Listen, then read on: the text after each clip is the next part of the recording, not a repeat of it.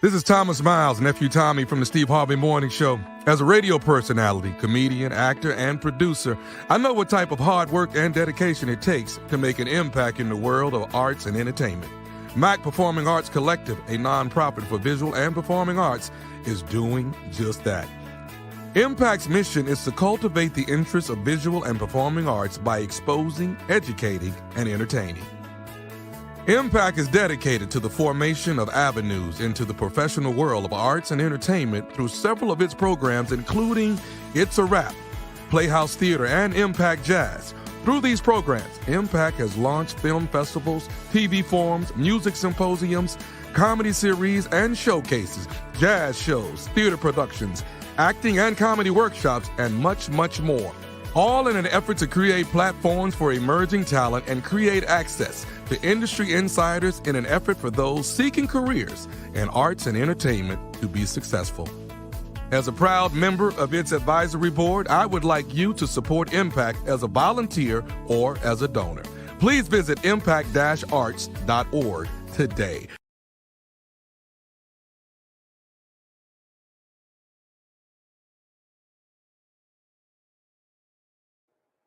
Hi, everyone. Thank you so much for joining us today for the first Impact Speaker Series of 2024, sponsored by Country Financial. I want to give a special shout out to Jaylene Mack for creating this space for us artists to engage and create and grow and learn and all the things. So thank you so much, Jaylene, for this opportunity. A little bit about me. My name is Jacqueline King Howell. I am the CEO and owner of Judy's Child LLC, an independent production company. We write, we direct, we produce narratives and documentaries and work with such entities as Sesame Street. We are currently doing a segment for Sesame Street for their season 55, and we are in pre-production for our feature romantic dramedy Destination to Wedding. And I just had the pleasure of creating a children's series, co-creating a children's series called Words Are Magic. Today, we have the pleasure of chatting with Delece James. Delece is one of the top development executives and producers in the industry who views storytelling as not only a passion, but also a way of life. And I have to say, I 100% concur with that. With over 15 years of experience in content development, Delece has tapped into the art of creating content that truly captivates. She's developed content for ALLBLK, BET, E, Fox, Lifetime, TNT, VH1, WeTV, CBS, and HBO. Woo! Areas of expertise include helping producers to develop show ideas, original ideation, research, casting, and budgeting. She also has demonstrated success in the development process and in producing sales materials that sell shows. Now, that's a force to be reckoned with. So please join me in welcoming Delece James to Impact Speaker Series. Hi, Delece. Hi, how are you? I am great. How are you? Doing wonderful. Thank you. Okay, we're super excited to have you today. And I know we only have an hour and there's so much I want to get into. But before I jump in, is there anything that you want to say before we get into it? Happy Saturday. I like that. So I'm going to get right into it. For me as a creative, my number one question is I need to know how Delece got from point A to point B, how we went from passions and goals to reality, to connect the dots for me. Wow. Okay. Well, the short of it's kind of a long, windy story. I don't have a traditional path, at least not that got me to this point. Mm-hmm. So I went to Hofstra University and I studied TV, but I also minored in dance. And so during my time at Hofstra, I got an internship at HBO Sports, which led me to creating contacts where I was able to get a job after I graduated from school. Now, I worked at HBO at the studio for 3 years, and I loved dance though still. And so I was like, ooh, I'm unsure as to what I really want to do, like ultimately. And I had a couple of in-between jobs during my HBO time because I was really like dissatisfied. Like I was working in the media library. It was my first job. I was like schlepping tapes. Like that was back in the day, like when like D2s and all these like old archaic formats that people are like, what is that?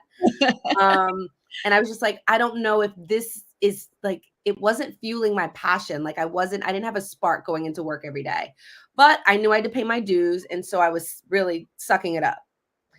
And a coworker was like, look, like I can tell, like you're killing it here, but you're not happy. Like, let me introduce you to this network marketing company. And I know this seems like, where is she going with this? But I got involved in a network marketing company, which for a few years I did really well in. And that enabled me to kind of leave HBO and break out of that I need to be in this corporate environment mindset.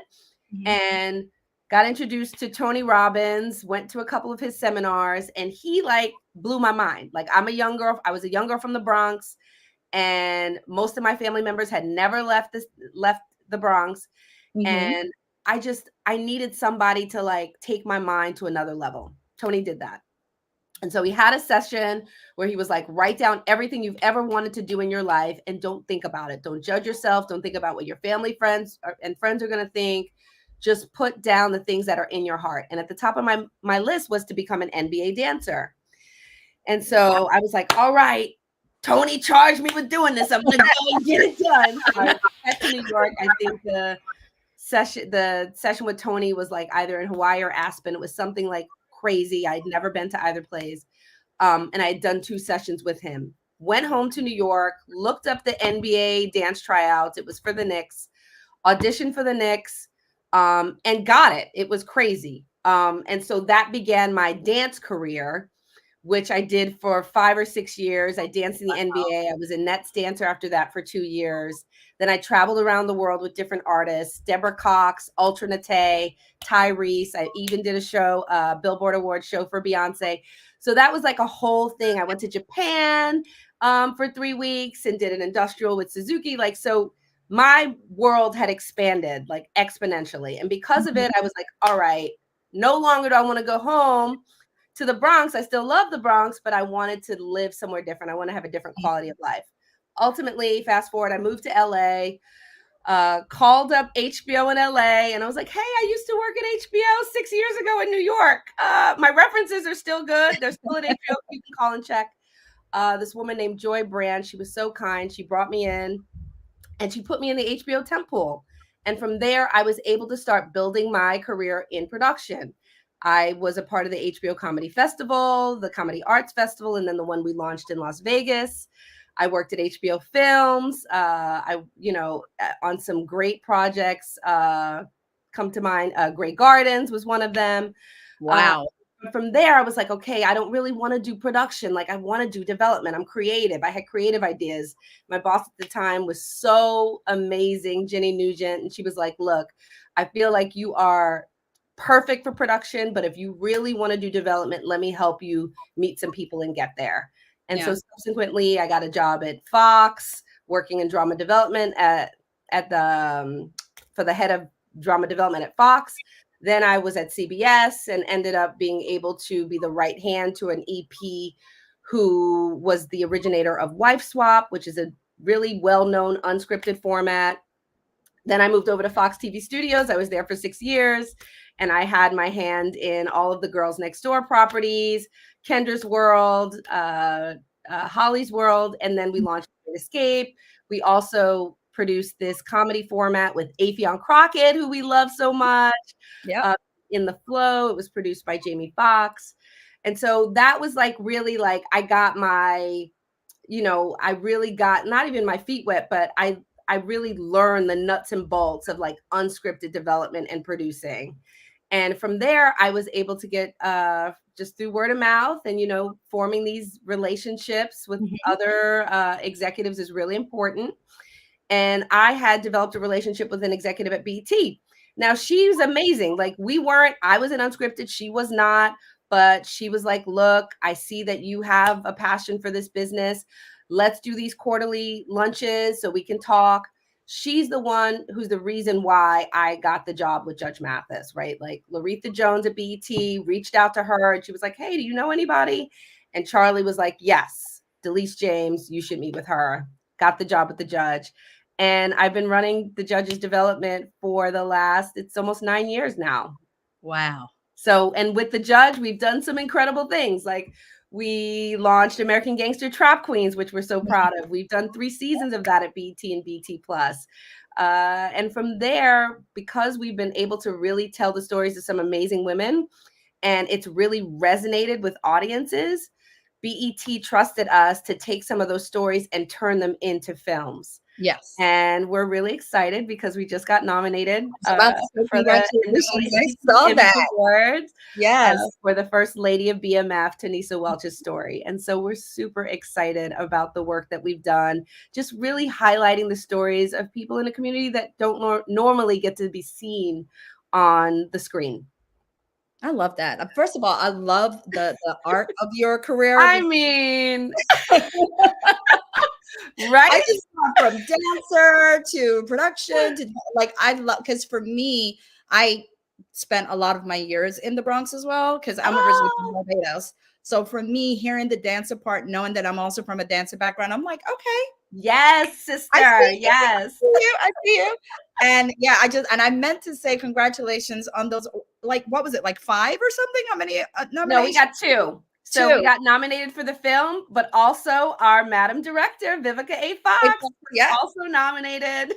I just love that. I saw that. I was like, I like that. That's pretty awesome. So in terms of, so you knew this is where you wanted to be. You knew this is where you wanted to land. What is it? I know you said that it's not just a passion, it's a way of life. What is it exactly about development? I know beyond like, I know we all as creators, we're like, you love being able to create these stories and get them out there and have them resonate. What is it about you that really at the very core of it grabs you? Yeah. I think I've always been an idea person. So that's the part for me, is that, you know, I can wake up in the morning, and that's what resonated with me with Unscripted first, is that I can wake up in the morning and have an idea and have it developed by the end of the day. You know what I mean? Now all I need to do is like go out and find, if it's talent-based, find the talent and like put it together, create the pitch materials. Like I was able to be in control of the whole process, you know, the development part, which was exciting because for so long in my career, I was an assistant. I didn't have that control. People weren't necessarily asking me for my opinion, right? They didn't care about like my ideas or my thoughts. So once I was able to really transition into development, into at least a junior executive position, I just felt like I had more control over the stories that we get to see. And, you know, as a girl from the Bronx, I was like, I'm not seeing my stories. Where's the young girl from the Bronx who used to be a dancer, who's now like a TV executive? That part. Come on now. I got to write that story. So I'm working on it, by the way. I'm working on it. And I want to see it, and I'm going to put it out there that I would love to see it by next year. No, I'm just kidding. Collaboration. Let's do it. Because I know whenever I look at the role of development, it's like, thankfully for me, like my co-partner in my business is my husband. But when I look at it, there's so many hats you have to wear. Oh, 100%. There's so many hats. And I'm like, do you, in terms of just like your regular personal juggling those balls and then having to juggle all these balls in development, how do you make it all coexist? Maybe not harmoniously, but how do you make it all coexist? I want to say, I don't know. I appreciate the honesty. I would say it is a journey. And so each day is different. Some days, honestly, I'm successful at it. And some days I am not. And so I like to use, you know, people are all about the to-do list, right? Yeah. And so at one point I had to-do lists in my phone. I had them on computer, you know, but I really realized like I'm more old school in that way. I need a whiteboard. And so, I mean, I'm not going to, I'll just show it to you quick. I have a whiteboard that I put stuff on. I got 2 of them. I have a small one and I have a bigger one. But it works, so that helps me because when you're in development, your priorities are constantly changing. They are shifting, especially if you run development for somebody who is an EP and a celebrity, right? Like you may have ideas, but literally like that's your job is to service like what they have in their mind as well. And so I may be like, okay, today I'm getting A, B, and C done. And then a producer comes in from outside and they're like, oh, Judge wants to do this. And then I'm like, okay, like, let's move the other things down. We got to move that to the top of the list. Yeah. So you have to be, I think one of the key skills for me that I've learned that serves me well in development is being adaptable, right? Like you can't be kind of like rigid and like stuck in whatever that thing is you had in your mind that you were going to accomplish for that day. You may get it done, you may not, because there are other priorities that come in, and you have to be flexible to be like, okay, I'll get to that. Let me give an hour or two to this, and then I'll move back to that. So let me ask you this, just to extend on what you said about you have to be flexible and, you know, having to pivot. What happens if you have a vision that you know will hit, and someone comes in and go like, nah, I think we need to do it this way? How do you either get them to where your vision is, or how do you, especially if you know, sometimes as creatives, we're like, no, I know. So how do you either like work with them or get them around to your way of thinking? So that's the tough part. And I will tell you that American Gangster Trap Queens is the epitome of what you just said. Like that series would not have been created if we had listened to some people who told us that it would never work. We had originally pitched a series to BET, and they passed on it. And in the passing of it, right, because most of the executives that I have relationships with, I also consider them friends, right? And so it's not, if it's not like a pass via, it's not a cold pass via email if I've done the personal outreach. So we're just talking on the phone, and I'm like, yeah, but crime and like crime is like, you guys need to be in crime. Like, what are you talking about? I know you passing, but we got to figure it out. Women love crime, and BET's a network for women. And so like, for me, what serves me well is my like old school, like dancer, like, but cheerleader background. Cause I'm like, I got my pom-poms. Let's go. I know there's something here. And so that network executive and I, Keith Wooten, who was at BET at the time, we chopped it up on the phone, and he was like, I have a title, come up with a format, and we put it together. And I took it to some other people, and they were like, yeah, nah, we already pitched this other side. Like it's not going to work. Like there's no appetite for it. And so I was like, okay, but talk to the powers that be about it. And Keith was a champion for it. And we got American Gangster Trap Queens greenlit, and the rest is history. So it's like, sometimes you just have to know, especially for me, I'm a woman who watches crime. So I was like, and I watch BET. I was like, I'm the audience. I know there's something there. Yeah. And that was just me like saying, look, in my gut, I know it, maybe it's not A, but maybe it's B. Like, let's figure it out. And so I'm so excited and proud.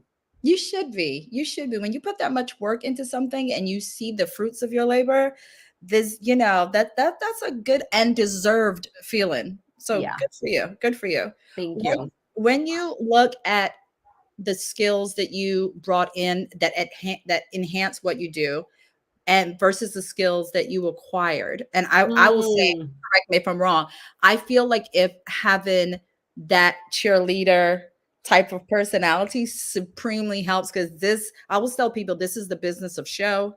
I strongly believe that, and I believe connections are like such a huge part of it.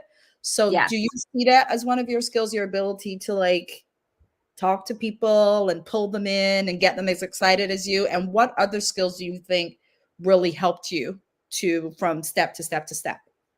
Yeah, I mean, that's a good question. It's multi-layered, right? So, you know, I think the skills that I came into, at least this job specifically, that enabled me to be successful were my ability to ideate, right? So like, I was working with somebody back in my CBS job where like I did 24 decks that year, where people are like struggling to get like 1 or 2 done. Like I did 24.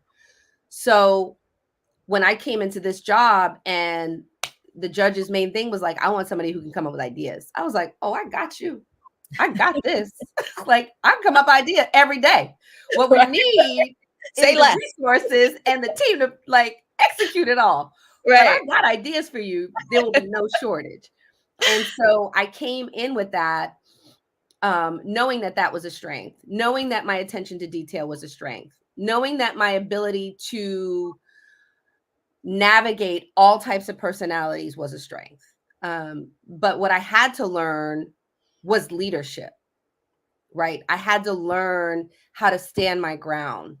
I had to learn how to back it up with facts. Go find the facts. If they say no, go find the facts. Come back, restate it. Yep. And because I can be passionate about it, I also had to learn how to sometimes temper that, right? Because sometimes, especially for women, right, when we get passionate and emotional, oh, she's emotional. Yes. She's not logical. She's emotional. And it's like, no, I'm passionate. Yeah, I can be passionate, but also factual. And so I had to learn how to balance those two things and be like, well, if this is not working, I'd come with like statistics. Well, 62% blah, blah, blah, blah, is this. And I love that. So then it's like, oh, okay. That's what you have to do, because they will try you. They will try you. And 100%. question everything. You're like, no, I have a laundry list. Here we go. Yes. Here's the deal. So that was important. Important. And what else? Oh, just working with business affairs. Like that was a piece that I had done a little bit, but because I was a manager at my previous job, I wasn't really integral in those conversations. And then in this new job, I became more like they wanted to hear what I had to say about things, which was great because then I could really fight for people, right? Like I knew what the budget was or whatever, but I also knew like this is what was deserving. So if there were any opportunities where I could be like an advocate for somebody, that was so great, right? Because I remember there were times at previous positions where they'd be like, oh, that person brought us to this, brought us that idea, but they don't have any credit. So we can just give them a fee and like, they're fine. And I would be like, no, we've got to keep them attached. And now in this position, I have more power to really do that. Yeah. Do you find that you have to, like if it's an actor going into being a director or someone who's trying to make a shift, like, you know, you went from production to development, do you find that you get a little bit more resistance on that? Yes. I haven't had many situations like that, but absolutely. There is, and I feel like it's starting to change. And I don't know if it's the pandemic of it all, or maybe, you know, the strikes and all the things, but, you know, I feel like becoming people who are embracing being a multi-hyphenate, you know, as they say, I think they're more, there's more of an appetite for that, right? Like there's more, it's more welcomed now. It's more appreciated when you're like, oh, I'm a writer director, or I'm a writer producer, or well, writer producer was more common. But you know, I'm even me. I'm in unscripted and scripted and film. Like before that was like, oh, absolutely not. You're an unscripted exec. You better say you're late. Right? So I think it's definitely more like people are open to it now where they weren't before. But when you're making a leap more of like to a director, I think there's more pushback there because they're I'm like, it's you. Like, you know, we're writing this check to you. So what are you doing with this money? Yeah. So I think it depends on that position. It depends on the position. I feel like director, there's more pushback, but for other positions, I think the sky's the limit for us. Like, my advice is don't stay in your lane. God knows I haven't. Yes, exactly. I refuse. Yeah. And collaborations help that, right? Yes. Like we're not saying like, if you've never produced a film, just go off and do it and have no, you haven't done your research. You haven't like collaborated with people. You haven't, you know, sought the advice from the people you know who are doing it well. Yes, of course, you set yourself up for success, but try it. Why not? I agree. I love multi-hyphenates. I do. I love people who are willing to just jump in there and get the advice and knowledge from the experts and just go for it. Yes. Why not? Can you walk us through the process of developing a show from when you're in bed and you have that idea and it's amazing to when you're like, oh my God, we got nominated, like that whole whole journey. Now the film process is different, right? And I'm always keep it 100 because I'm from the Bronx, right? So I'm new. I'm a new film producer. I'm not like somebody out here who's been doing it forever. I have friends who have. I respect them. I know that it has taken decades for some of them to get to where they are. I am new. I am embracing it though. I love it. I have been a part of this film from the beginning. So I can speak on this film. So what was great is that we already had done an episode for Tanisha's story on BET. Right. So we had that as almost IP, right? So when we had been talking just many times on set, oh, some of these episodes would make great films. Some of these episodes would make great films. And we just, because there were so many other priorities, especially in regard to the actual series, we weren't making that happen, right? Like we weren't making a strong pitch for that. And so I was like, I really want to do this before like it's just like no longer even an option. So I wrote a treatment, which I had never done. I'd never written a scripted treatment before. I went, I got Save I did research. I went, got Save the Cat. Yep. I used that and I was like, I'm gonna write the scripted treatment. I know these women's stories. I've been living these women's stories. I did the initial interviews with these. I know these women. And so I wrote a treatment and I submitted it to BET. And they were like, oh, this is great. And so from there, I think that like started getting their internal conversations going. If they weren't, you never know what's happening behind the scenes. But at least from the outside, it seemed like that fueled more conversations about getting the films done. And so film got greenlit. They paired us with a production company who has been incredible. Megamind Media, Tressa Smallwood and her team are class acts. They are phenomenal. And because I've been able to like be in a little bit of a film school under the tutelage of Megamind and Tressa Smallwood, like, so I've learned from the beginning. I saw how the writer got attached and then how we went out and we started like having conversations, which they brought me into on casting and who the leads would be and what our options were. So I got to be a part of that process, got to understand what the budget was, what we had for, certain positions and certain cast members and how to make the magic work, how to put the puzzle together. And then I got to be a part of the development of the script. Even like we had a writer who did a great job, but there were some things that the network wanted to add. So I got to be a part of those conversations and even help give input on like emotional adds to scenes.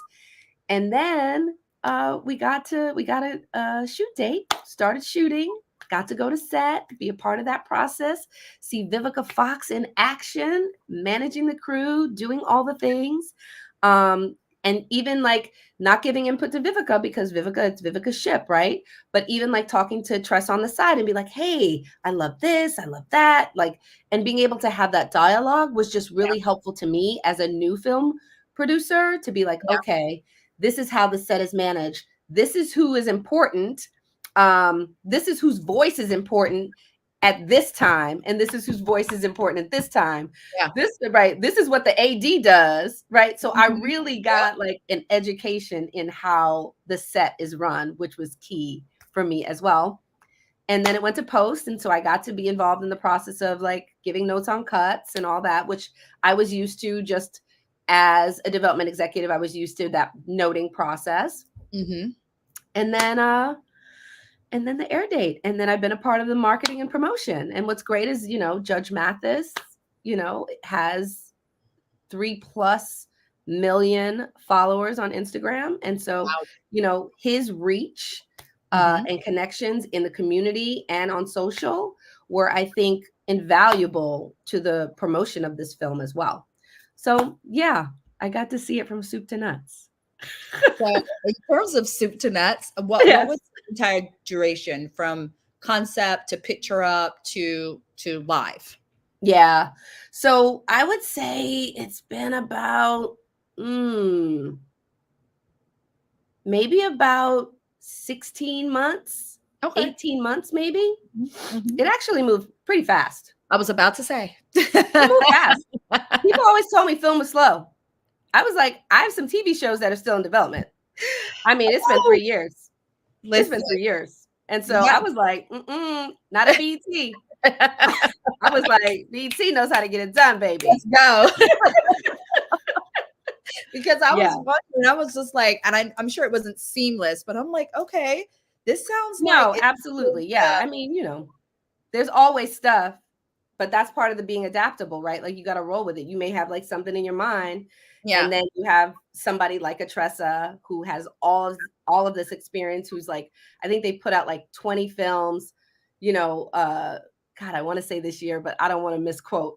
I mean, wow, they are a powerhouse. They are pumping out these out, films.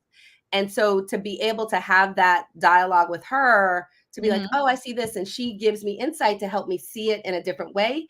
Yeah, Invaluable to like just give me that insight, so that for the next project, I'm standing on like a different level of foundation now. yeah, Right. And so now I feel like I'm going to be able to add even more value to the yeah. next project because of what I've learned on this first project.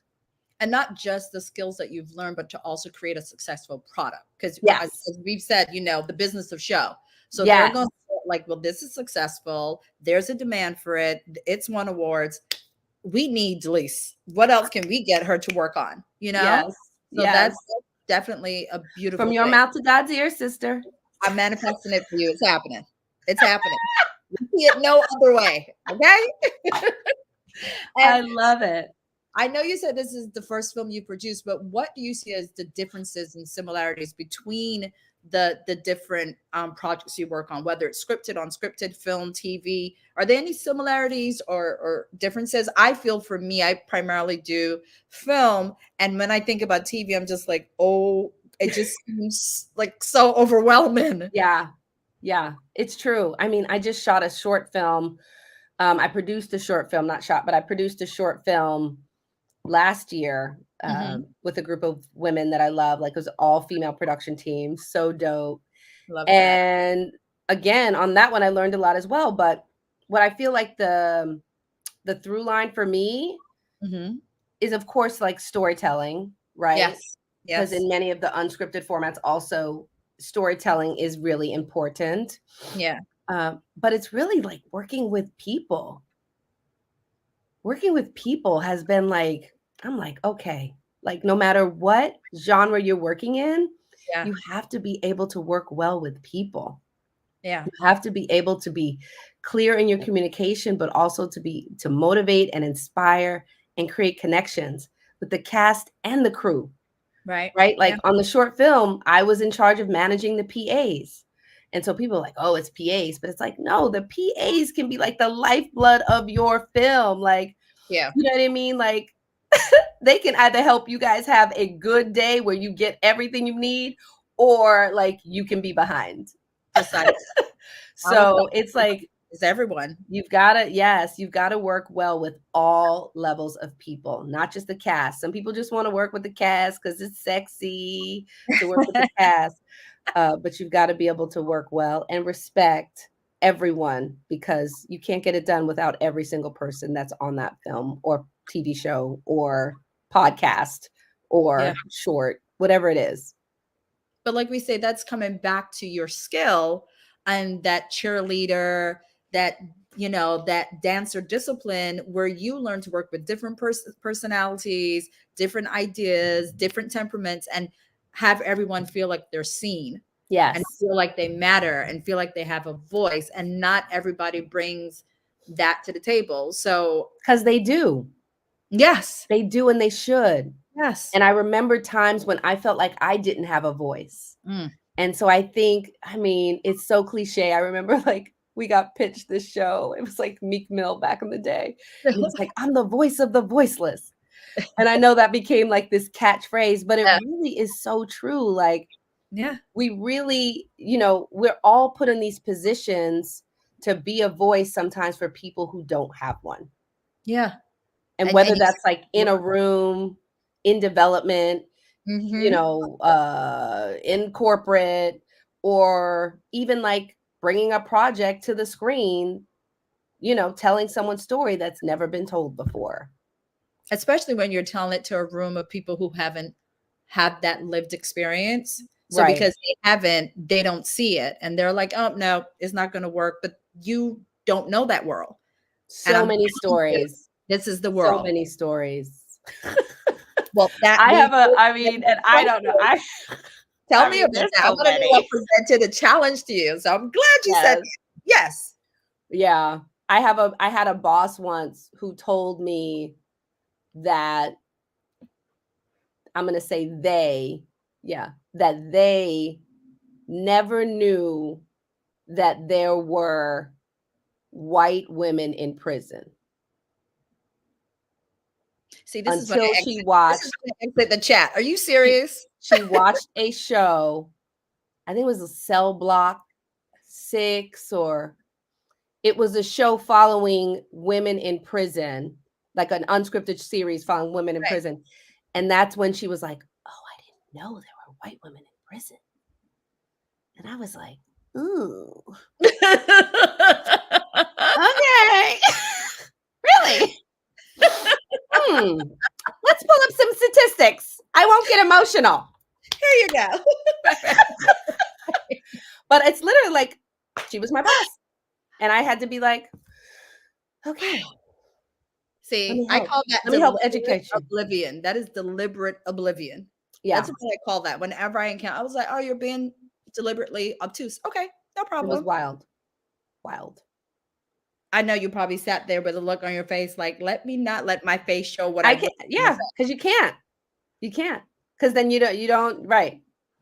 The So only person who loses if you react in that moment is you. precisely. And it's so hard. I'm learning, Delece. I'm learning to not Woo, let it's a journey. it. It's a journey. Baby It's steps, a baby journey. steps. But like, I mean, there are moments, as a black female in development, Mhm. where so often I've been the only person of color in a room, a creative room, right?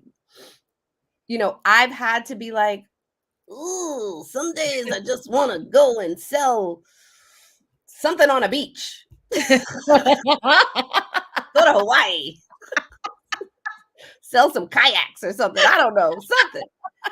But I was at an agency party once, and there was an A-list talent. I'm gonna say Halle Berry because it was her. Yes. And my cousin had brought me to this party, who's like this amazing, like, I can't even say up and coming anymore. Like, she is a certified supermodel. Oh, wow. Preciously, she took me to this party, and we were talking to Halle Berry, which was like, I was having an out of body experience. Yeah. And I was like, yeah, it's so hard to be the only one in the room. And she was like, you need to stay in that room. We Yes. need you in that room. And I was just like, oh, Holly said it. Okay. yeah. But I remember, like, it was one of those moments where I was like, I think it was like a Christmas party, and it was at the end of the year, and I was just like, all of it. I was feeling the weight of the year. And I was like, maybe I need to go do something else. And she was like, no, you don't. Wow. Sorry. Sorry, not sorry. Stay in the room. Yeah. So I get it. Yeah. It's hard, but we gotta keep pushing. So that leads me, I love that everything is leading me into all these things I want to know. So what lessons do you know now that you wish you knew? And people like Halle Berry, like, who would you say, especially as a female creative, like, who are your biggest champions? Would you say, and what lessons that you have now that you wish you had when you first started out? My biggest champions. Is it fellow women? Is it Yeah, I would say, right now, if we're looking at people who are championing my career and like where I'm headed, I would say Larissa Bates at BET and Tressa Smallwood. Like, oh wow. I feel like they have been huge advocates for me, and they may not know it, but you're my mentors. But they have, they've advocated for me, and I can't remember. It's been a while since I've had women on their level really advocate for me the way they do. That's So amazing. yeah. That's amazing. Yeah. And so do you feel as though, how do I put this? Like now at this point in your career, right? Do you feel like if there's anything you're learning now that you wish you had known then? Because sometimes I get stuck in the space where I'm just like, I'm running out of time. I wish I Oh, what I knew now, I wish I knew it then. And my husband always says, he's like, no, it's progression. He's like, you learn as you learn when you're supposed to learn. So is there yes. anything, do you fall into that same pit where you're just like, Oh, if I knew this then, I would be here now instead of, you know? yeah. I say it all the time. It's like, when you start out in this business as an assistant, you're in such a hurry to get to the next level Yeah. instead of just sitting in the space that you're in. You're in that space for a reason. There are many people who want to be in the seat you're in. You're trying to get out the seat. So many people trying to get in the seat. Right, right. Learn everything that you can about everything that you have access to in whatever role that you're in. Don't learn just enough to get to the next level. And make sure you continue to build those relationships from the beginning with everyone that you meet. That's important. I didn't always do that. I built relationships within my department. I had really strong relationships within my department. Right. We'd go to drinks, we play tennis, we play kickball, we had a kickball team, all the things. I did all the things, Yeah. but it was usually within my department, Yeah. not necessarily company-wide. Oh, okay. I like that. So kind of explore, get out there and Yes. get to know the other departments. How do you maintain first? Well, you spoke on how you build them by, doing the outside of office stuff, but how did you, because I'm assuming you're still in connection with some of those people. So how do you Absolutely. maintain They're some of those? my favorite people. I have so many fond memories of like my crew from HBO. I cannot, my HBO, New York and LA. There's just something special about the camaraderie that was created during the times that I was there. Mm. Yeah. Sorry, I just saw that we Okay. have um quite a bit of questions for you, it looks Okay. like. Okay. I was just like all into the conversation, like, oh, sorry, folks. um, so how involved are you in a project you've developed once it's greenlit and in production? Very, very. And my type of involvement depends on the genre. But yeah, I go to set every day. I'm involved in, depending on if it's a film, then it's the director's world, right? But if it's a Mhm. TV show and the producers have more say, then I'm a lot more hands-on in terms of what you see. I'm like helping with set dressing. I'm like, ooh, that wig doesn't look good. I'm like, oh, about the outfit. Like, so I'm very hands-on during production, more so on the TV side than the film side, because it's what I learned is it's about the director's vision. And Right, so right. you step Yeah. back and you respect that. And when they ask you to contribute, I'm ready. I'm always paying attention. Whenever I'm on set during production, I'm always paying attention. And I may see something, I can't say it right away, but I have it, what we call in the chamber. So if I am asked, I'm ready. See, I like that. So that This is thing is not working. We got to figure it out. Okay, we got to figure out something on the fly. Be ready. Be ready. so no, you're so in other words, for me, what I'm getting from that is like, okay, this is the lane I'm playing on this particular project. I know it, but you best believe I'm gonna know all the other lanes just in Yes, case. I like facts. that. Okay, okay. We have a question from Dorian Graham and says, Delece, what did you learn in this process? Which process Right, I specifically, was about to Dorian say, which Graham? process, Dorian? Which process are we talking about? Doesn't say. I'm gonna go Uh, with should we that. go with the Just film? yeah, go with the film or just development in general, I guess. So, development. I learned that, you may believe in a project 1,000%, but it may not be the right time. It may not be the right talent, and you may have not have the right partner. And so you have to really, if you believe in it, sometimes you just got to put it to bed for a little bit. Put it to bed. You have to forget about it. You have to forget about it. Because I used to get the advice where you have to like forget about it, move on, move on. And I don't think that's the case these days. I Right. think content is so like it's evolving, it's ever changing, it's cyclical, right? So you may have an idea about, this amazing family in this world that just people don't have an appetite for right now, but they may have it later. So I've learned that in development, you have to have patience, and you have to really examine the marketplace because, it doesn't, it's not helping anybody just to develop a project if you can't sell it anywhere. Good point. Yeah. We're in this business, yes, to amplify voices and stories, but also to make money. Yeah. And so we have to balance both of those things. So can you also like, are there two options of either putting it aside or learning the way that you were going to do it and attack it from a different angle? Yes, I think absolutely. I think you go about it strategically. You see if there's a different angle. You talk to agents, right? Because they have the pulse. You may, if you have a really good friend at a network, call them up and say, hey, I have this. And if they're at a network that does something similar, right? Like if it's a big format, you're an unscripted, they do big formats. Call up a friend at CBS or ABC that does big formats or NBC and be like, what do you think about this? Right? Somebody who you can trust. And if you've kind of gone down that route and everybody's like, no, there's no place to sell it right now. And you see that it doesn't seem like there is a place to sell it, just put it aside. Okay. You have to forget about it. And if it's something that's a scripted project or film, maybe you need to have a different attachment.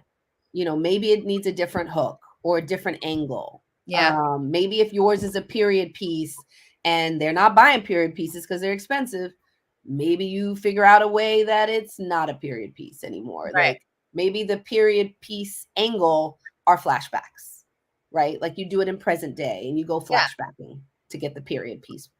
So you kind of stay the core of what you're looking for without having to go way over budget. Okay. Yes. Dorian, I had to learn early too, right? Like you got pie in the sky ideas, but you got a muffin budget. You see, I'm from Barbados. So you guys, what is it? Champagne Dreams and Mauby Pockets, which is a local drink site. Yes. I get it. Dorian is asking, Delece, first, let me say congrats. Thank Very you. happy for you. And he wants to know what's next. So we have another film based on one of our Trap Queen stories that we are getting ready to start casting for. We're very excited. And her name is Dwen Curry. She's our first transgender trap queen, and her story is phenomenal. Wow. And so we're going to be gearing up for production on that at some point this year. Oh, that sounds very interesting. What's her name again? Dwen Curry. Dwen Curry. Okay. I have to remember that. Yes. What resources do you think are out there for aspiring and working storytellers to flesh out their content ideas and strengthen them? That's a mouthful. So, I'm not as familiar with many of them yet since I'm still getting into this space. But, I've at least more recently relied a lot on the different Google group, not the Google groups because they used to be Google groups, they're Facebook groups now. Right. The Facebook groups for different genres, but also like they drill down like women in reality or women who write or which is one for just people of color in the industry. And it's like everybody in the industry of color. And so I found those groups to be really helpful. I attend their networking events. I'm also active on their pages when I have questions. If I'm casting for something or I'm looking for crew, I love the Facebook groups, but I know there are other resources online for people to collaborate and learn different things from as well. Okay. Yeah. What's What's some advice that you would give to folks who are looking to break into the industry or new creatives who are like juggling multiple projects? Repeat that. Oh, No, I'm sorry. no, that's Advice, okay. advice for creatives who are juggling multiple Yes, projects. it's like Is that the a essence? two-parter. Yeah, like let's say I'm a new creative, I'm now getting into the business, like, or I want to break into the business. How do I go about that? I know you addressed that in Yeah. in terms of, you know, the assistant role. Are there other things that they can do to break into the industry if they don't have the opportunity to be an assistant? And if they're now Mm. started and they're kind of Yeah. working on projects, like what kind of advice would you give them? Absolutely. And I think early on, you're not sure what track you want. And people kind of put us in tracks like, oh, are you going the corporate route? Or are you going the production route? So if you go on the Yeah. production route, like start out as a PA. If you go Yes. on corporate route, you can be an assistant. Or like, I think what's invaluable, I didn't do it, but my friends who did, I think it's invaluable experience, is to start in the mailroom at an agency, right? Like the connections you make, the visibility you get, like invaluable. Hmm. So I think there's different routes to take. And now with the, social media and the internet, Yeah. right? Like you Yeah. can pull friends together and make projects on your own. Precisely. Oh Yes. my gosh. Like you don't have to, like, if you want, let's say you're going to want to go work at an agency and you're having trouble getting in there. You don't have to just wait around until they see you. You can create projects yourself so that you can be seen. I And then agree. you may find out that, oh my gosh, I want to do this independent thing forever. Like Right. this is my jam. Precisely. Or you Yeah, might even start off in one department and go like, wait a minute, as you did, this is more exciting to me. Let me move over absolutely. here. And I always Absolutely. find that having a network of friends, you never know who goes where in their career. And when you have that core group Mhm. Yeah. connection, you start right there. That's your connections. Yeah. I say definitely just like jump in and do something. Like if you're not getting an opportunity at, on a show or at a company, just take out your phone and start creating. People are like, "Oh, creating on my phone." I mean, these phones today, Shoot a whole movie. you can shoot a whole situation. Precisely. Yeah. Precisely. How Yeah. do you Oh, and juggle? also I was gonna say, I forgot to mention for people who are trying to um, figure out their ideas, right? I think you said something about like figuring out their ideas and um, getting advice on it. What I found that people are doing a lot lately, for at least in the scripted world, is they're doing these table reads. So Mhm, they're mhm. bringing, and you don't even necessarily have to have a cast. You could even bring friends together to Yep. read different parts to kind of workshop your script and figure out what works, what doesn't, if it's comedy, if it needs, some punching up in terms of jokes and stuff like that. Yeah. Yeah, don't be afraid to pull friends together and do like a table read. I like that. Yeah. I know a lot of the writers groups, it always starts off with your group of friends who are creatives, but then other people who are just interested, who haven't done it, who want to come in and just, Mhm. get their feet wet, see what it's like. So I think that's an excellent idea. Excellent idea. I This is a question that kind of speaks to me. What is a myth that you want to debunk about what you do or this industry? Like, what's this big myth A that, myth. Oh, what would be a myth? yeah. Or I is mean, there I feel is like there everybody wants to be in development. Like development is the sexy job. Mhm, And mhm. development is hard. Yes. It's hard because, like, especially when, I mean, we want to see things to the finish line. Like we want to see our projects on air. Like when you're in this business, you want to feel like you accomplished a goal, right? Like Mhm. no matter what your job is, if you're a lawyer, you negotiated a contract, like, and you Yes. successfully did that and they signed it. Mhm. Like Yep. you want to feel like all your work matters. In development, Uh-oh. more often than not, you feel like your work doesn't matter. because these because there's so much of it that never it. gets seen. Yep. Yep. And that's frustrated, I'm sure. Facts. So development seems sexy, but it's not. It's frustrating and hard. I feel like you really have to love it. I feel like people see, oh, look, Delece, she got these nominations and she's doing all this amazing stuff. They don't see that road that led up to that. They just see cuteness. Yes. It's like, no. Let's just tell you what took me to get there. So yeah. I unfortunately have one last question. I should ask Jaylene if I could talk to you for like another hour. I'm loving this so much. I love it. So tell me, for you, what are some highlights of your career so far? Oh, gosh. Well, I would say one of my biggest highlights, which, I have to give him all the credit, is working with Judge Mathis. Like, right, for the last 9 years, I've been able to work with him. And, because of who he is and the relationships that he has, like, deep in the community, we've been able to create some really special projects. Oh, wow. And so I'd say one of the highlights, of course, is creating American Gangster Trap Queens. And another one is developing Tanissa's story. I mean, that was a journey to get us here.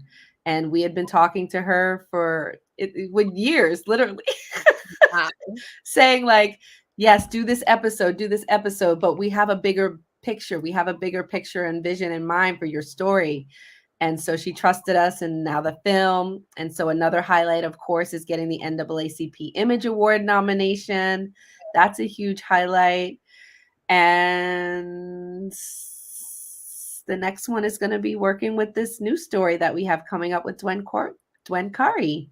Like, she's just opened her heart to me and really shared a lot of things in her story that were really challenging and really traumatic for her to share. And so she's been really vulnerable with me and our team. And so that is going to be a highlight when we actually get to see that product on screen. I have to sincerely say, one of the highlights, from just talking to you and having this lovely hour with you is just sincerely the absolute joy. I wish you can see what I'm seeing as you're talking about the highlights. You have the biggest smile on your face and you just seem so joyous about what you do. And I want everyone who's watching to take that with them, that at the end of the day, your passion can become your reality and that you can find joy in what you love to do. It's going to be hard, but if you love it, you'll have those one to sit on the beach and sell some stuff.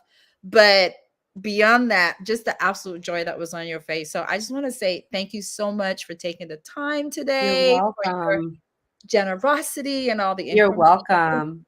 For those of you who do feel at times that you are empty and your cup is empty, go find something outside of this business to do.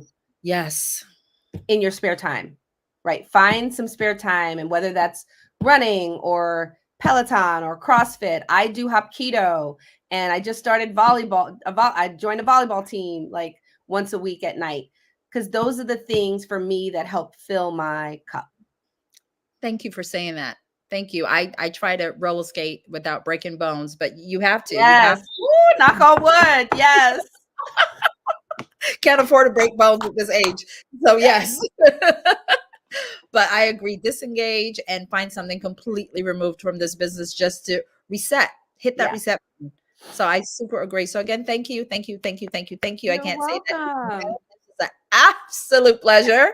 So thank you to you. Thank you to Impact and Jaylene for this event. And thank you everyone who tuned in for sticking with us and, just filling your spirit with all this amazing information from Delece. Stay updated with Impact on their social media pages at Houston Impact.